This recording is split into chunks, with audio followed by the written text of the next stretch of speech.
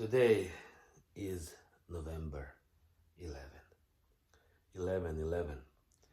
It was earlier 11:11 on the clock as well, as I was doing this video in Bosnian language, or whatever my first language is.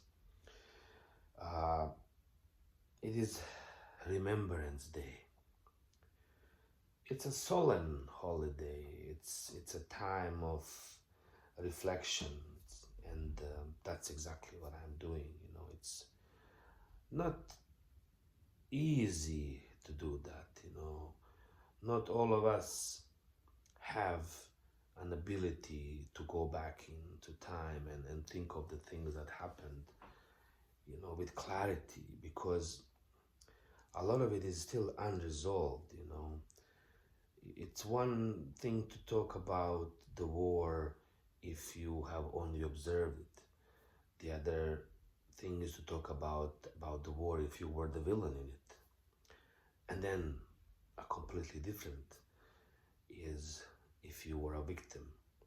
This is exactly why I'm releasing my albums as a trilogy and call them Songs from a Bomb Shelter. I recently released the album called The Victim, and it speaks about the victim. The next album is The Villain, and finally The Watcher. All these three perspectives are always present, especially in wars, and they speak of different views of the world. Again, if you listen to the victim, whoever the victim is, they will tell you one story. If you listen to the villain, they will tell you another. And if you listen to the watcher, that's us, the Canadians. Jokingly, I always say that. I don't have a day of remembrance. My whole life is a remembrance day. Just like the Groundhog Day, everything I do is about that. My entire life journey, my art, my work is dedicated to that. I am here to stop another war because I saw exactly what happened in the war. And even though we tend to glorify it, especially when it comes to telling stories to our children, to our youth, how people have given their lives for freedom, for our prosperity, for our country. That's all false. It really is. There is no Santa Claus. Santa Claus did not buy you a present. It was your father who worked really, really hard in his office, in the mines, in the restaurant, all year long, so he can afford, first of all, that house, that Christmas tree, and the present underneath. And yes, I truly believe that we need to give children something to strive for, but giving them false ideals and giving them false hopes, I don't think works anymore. I think it's really time for us to look at ourselves critically and then ask ourselves some difficult questions. And the question is, how long can we live a lie?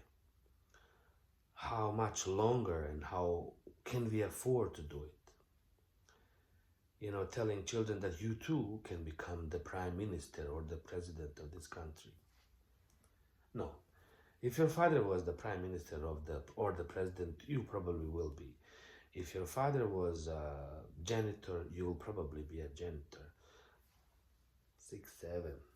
There's really no way to go up and down much more than you already are within the society. We all know that, and I know for certain that in the wars you go and fight for others, not for yourself. There are certain situations sometimes in which it's probably justified to take up the arms and defend yourself. But to go overseas and then try to, first of all, no war should ever be fought.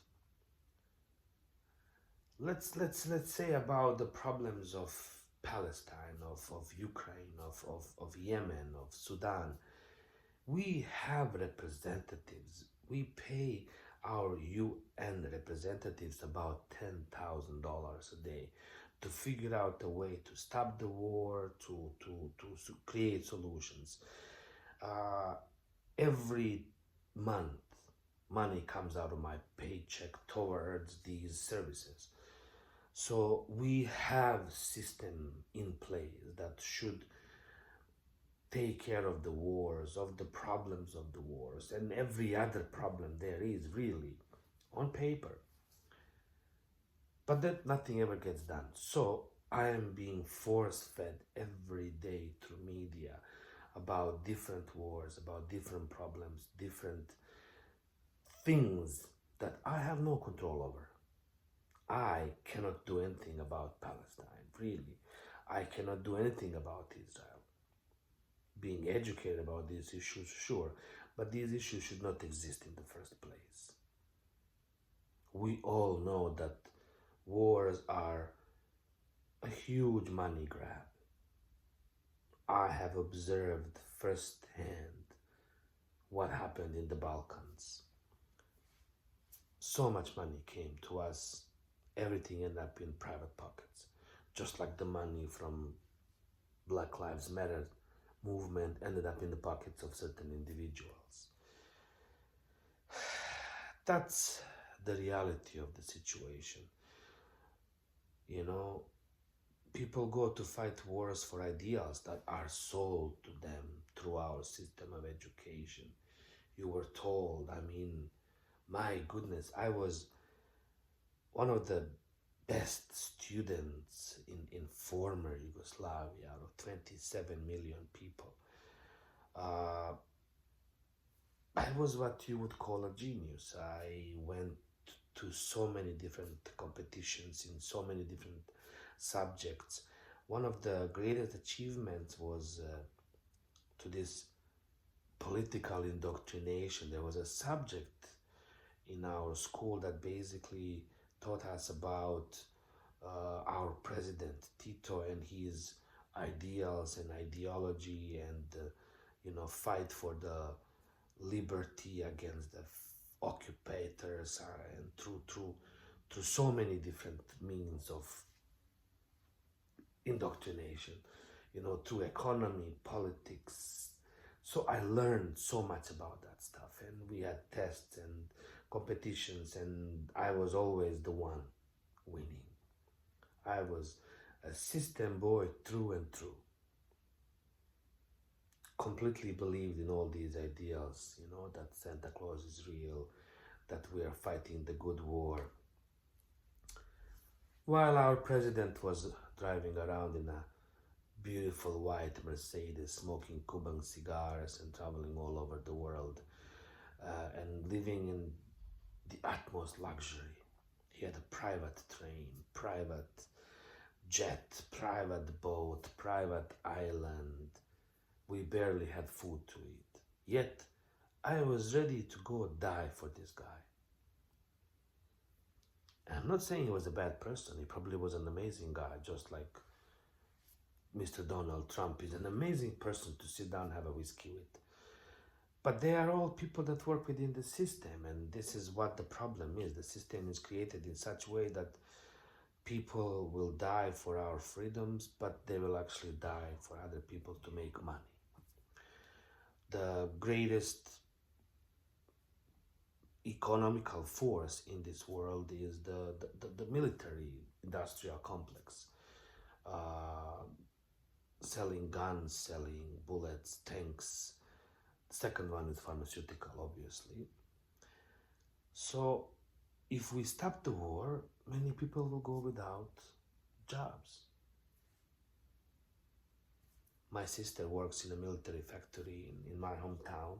to this day, making about 15,000 bullets a day.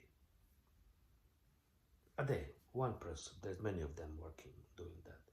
These bullets have to be used.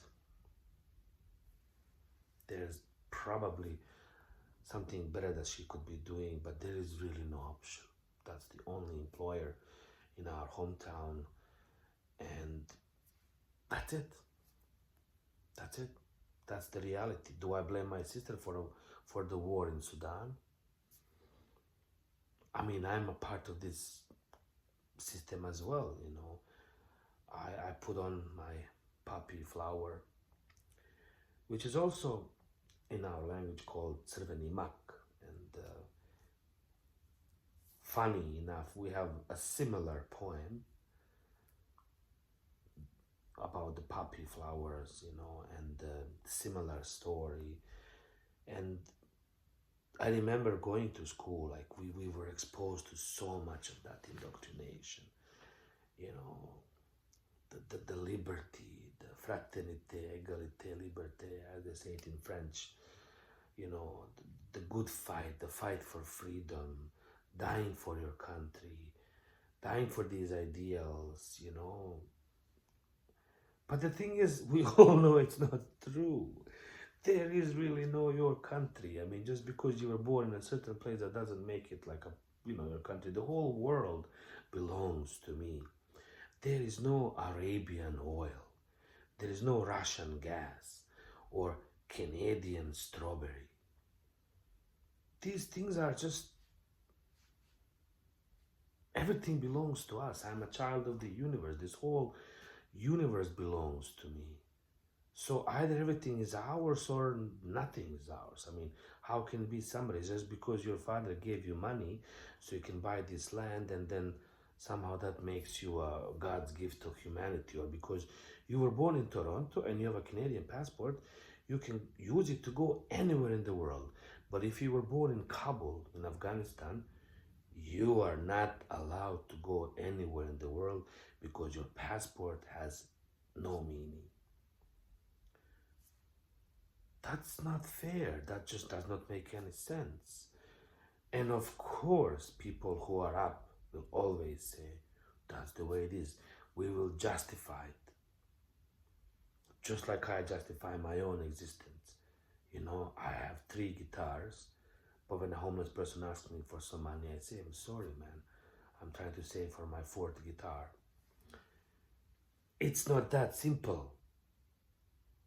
A homeless person should not be homeless in the first place. Like I said, we have people in charge, we have mayors, we have lawyers, we have politicians, we have representatives who should be doing their job and taking care of homeless people, taking care of wars, taking care of economy, everything else.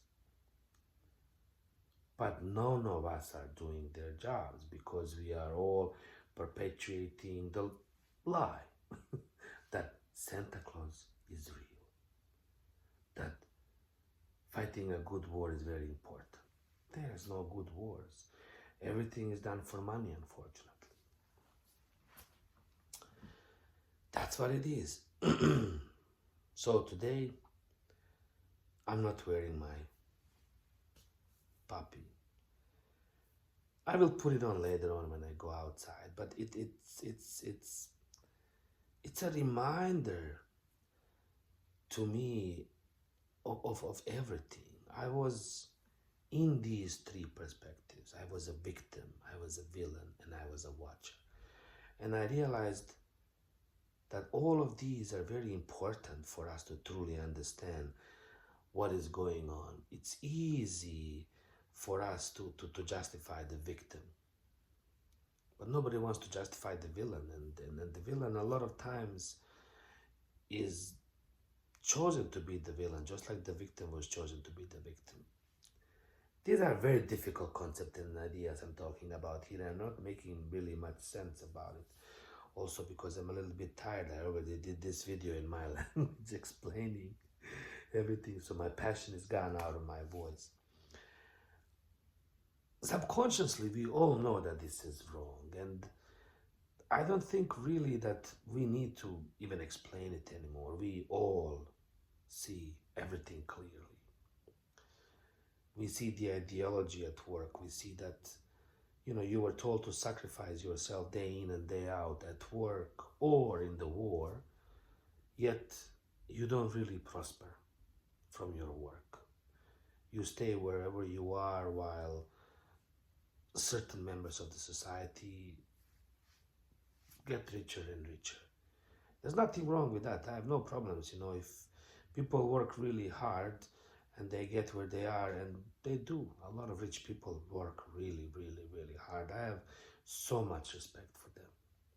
I really do. They make this world go round because they are also investing into others as well. But the thing is, most of us have been inheritedly put into these situations. And that's what the problem is. From the get-go, the games have been rigged, and they continue to be do so. So this is why I have a huge problem with perpetuating this story of, let's fight the good war, let's do the right thing, when seemingly that only us, the poor people, are doing the right thing. Like I said in some other videos, the 10 commandments that we should obey don't really make sense to anyone else but us.